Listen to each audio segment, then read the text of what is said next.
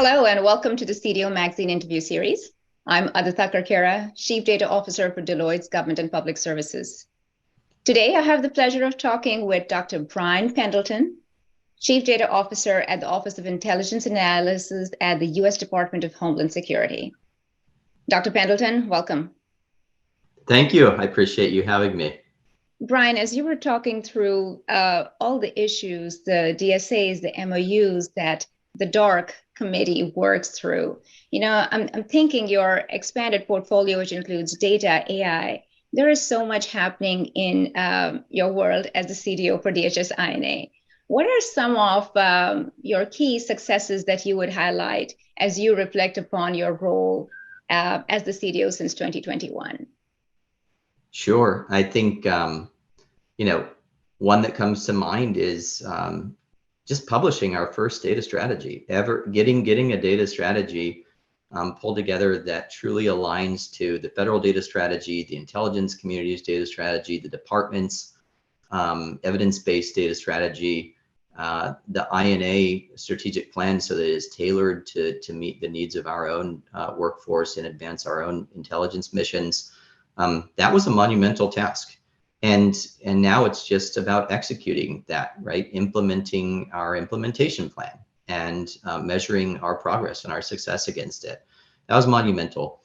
I think that to me, our efforts to embed data scientists with a sort of multidisciplinary reach-back team for rapid solutioning, working alongside our intelligence analysts every day, is really huge to driving mission value. That sort of embedded and hybrid model with the team that can actually bring to bear, sort of end-to-end automated advanced analytics pipelines, right, to deliver capabilities for our intelligence workforce.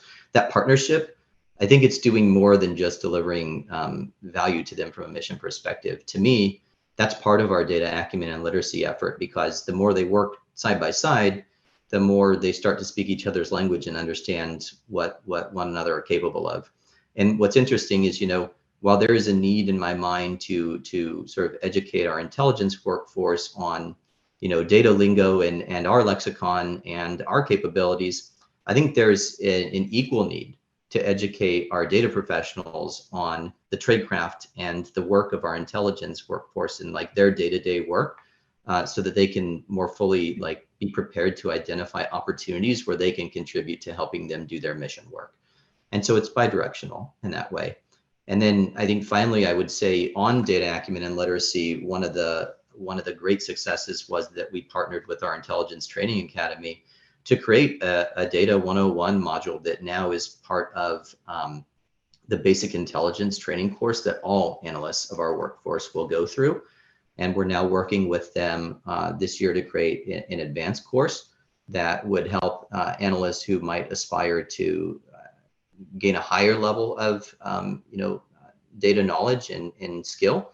And then it's going to be about, how do we continuously give advanced data and data analytics skills to our own data professionals within the workforce. So those are some of the really key things that I think have advanced the mission in a way that was enabled by data or knowledge of at least data concepts. I couldn't say more about how much I appreciate your emphasis, not only on the data strategy, but also on your emphasis on data literacy and building that acumen in the intelligence community. As I talk to other CDOs in the federal space and also in the SLED space, I see data literacy starting to become a more and more critical initiative and becoming a core part of data strategies. So great to see your emphasis there and the work that you're doing to also ensure a diverse workforce. And of course, shout out to you for always being a strong ally for all our women in data efforts. So thank you for all you do in that aspect as well. Bryan, as we talk about you taking your data strategy to the next phase and operationalizing it and implementing it, what are one or two key initiatives that you are really excited about in the year to come as you move to operationalizing it and implementing your strategy?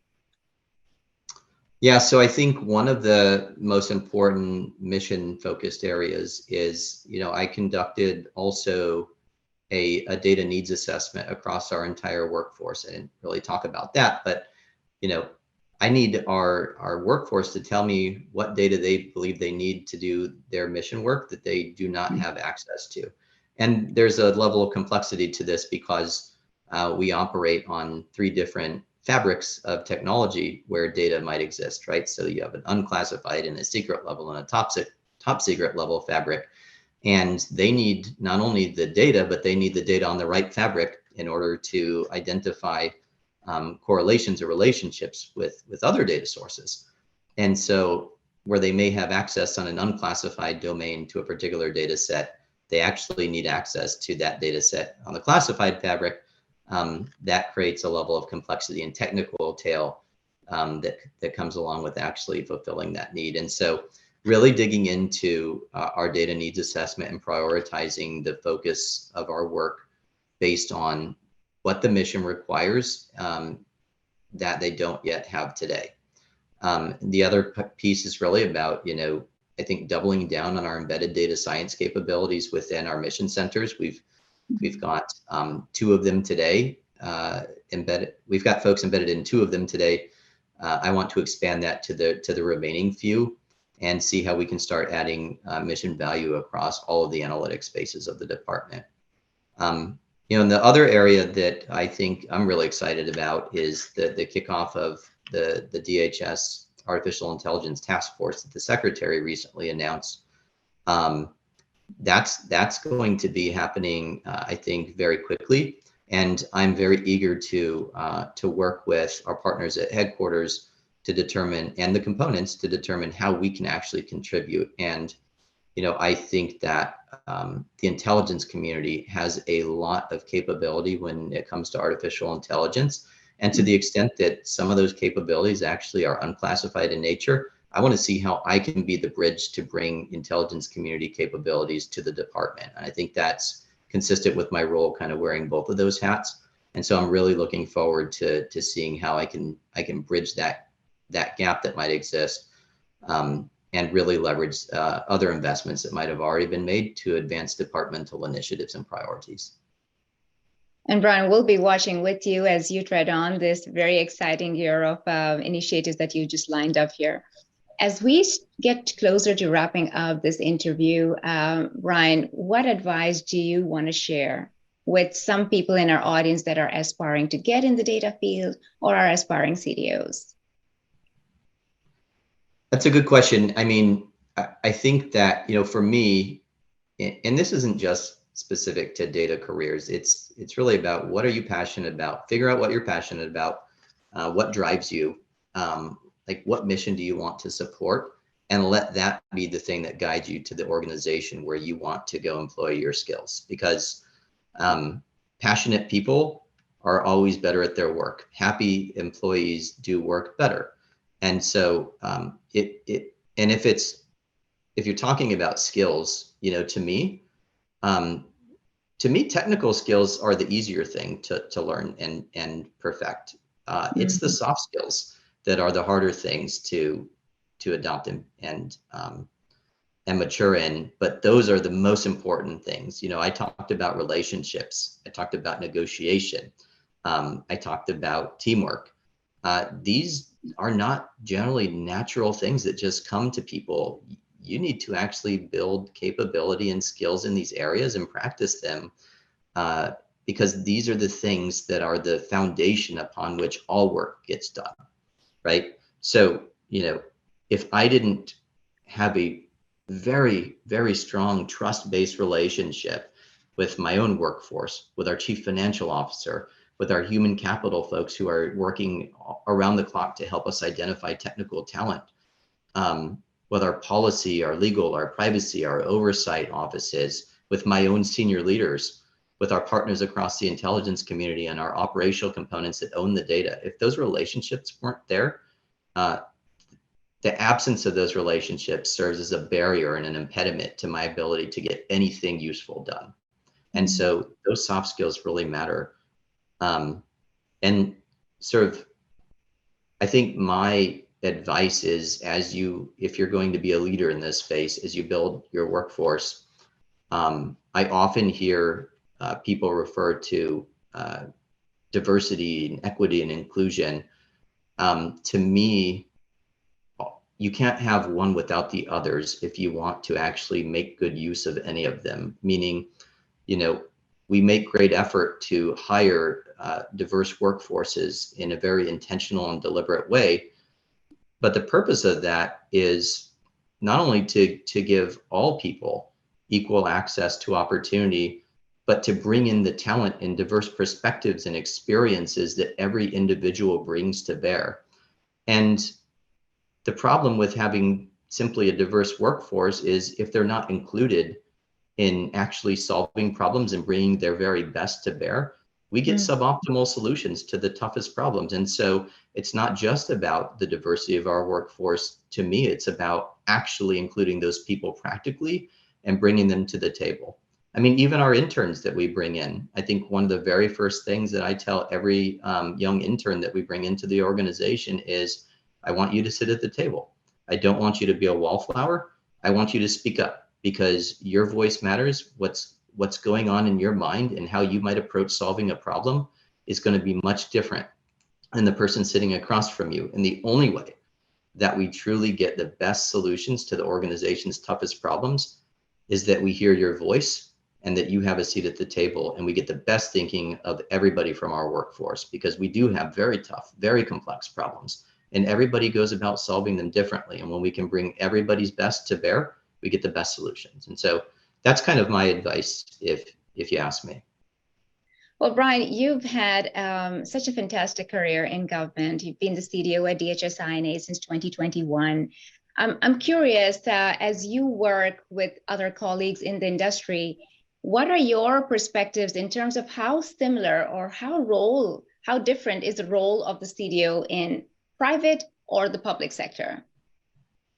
That's a really great question, because right now I am in the Chief Data Officer Certificate program at Carnegie Mellon University, and going into that program, I actually didn't necessarily know the answer to that question. But all of my colleagues, or the majority of my colleagues, are from a variety of different private sector industries and academic institutions, actually. And what I find is, like, the key difference is that most of them, I think their mission driver is enabling profitability and revenue generation.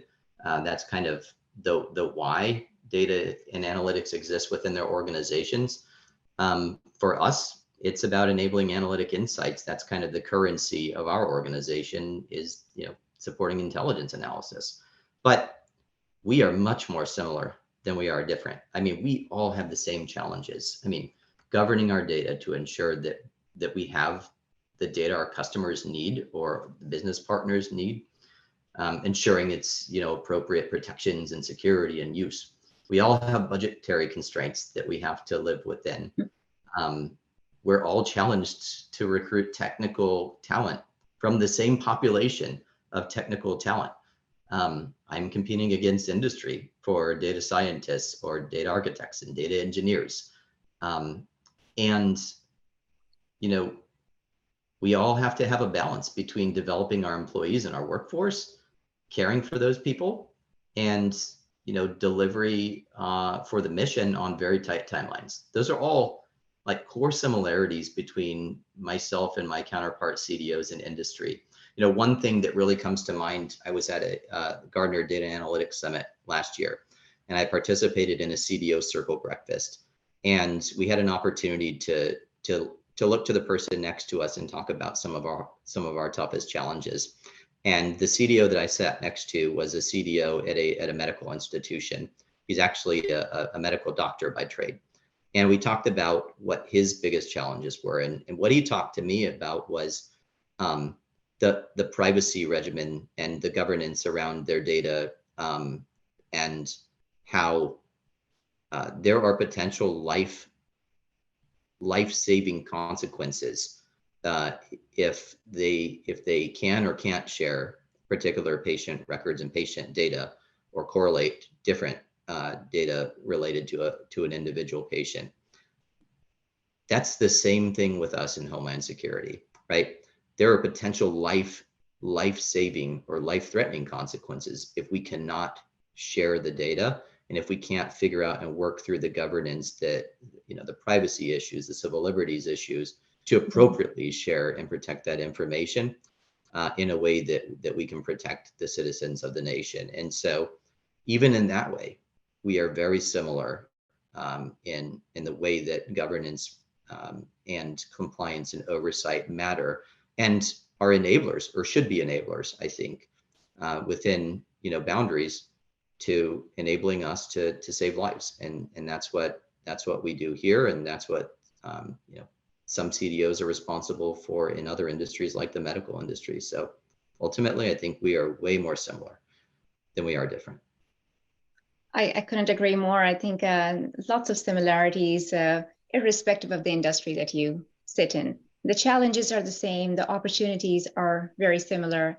There is that difference, like you pointed out, about the public sector CDOs being driven on a mission to solve more customer-centric problems, which are focused on citizens, versus on the other side. Thank you so much for sharing your time, your experiences with us today. I know the audience is really going to benefit from everything you shared today, Bryan. Thank you so much. And I hope to connect again, maybe later in the year as you move forward with your data strategy. Thank you for your time today. Absolutely. It's always a pleasure to speak with you. Thank you, Adita.